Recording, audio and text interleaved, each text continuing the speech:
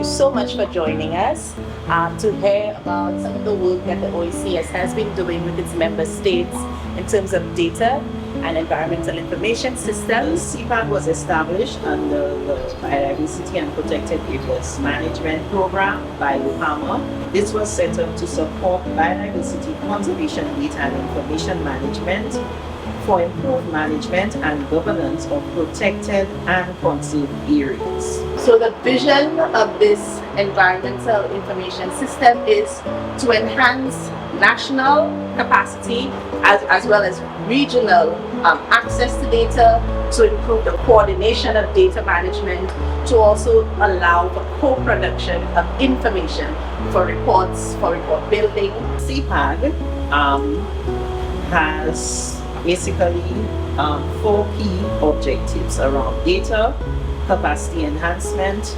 collaborations, and communications. The idea is to build on what exists. So if member states have a system in place already, to build on that, to expand it and to include it as part of the network, a comprehensive platform where there can be the access of the data for impact assessment. It can also help countries track progress towards achieving Target 3 and produce useful products such as state of the environment reports and country profiles. The vision is for this platform to serve as a one-stop shop where you can search for environmental information. The CPAG can be accessed at thecpag.org.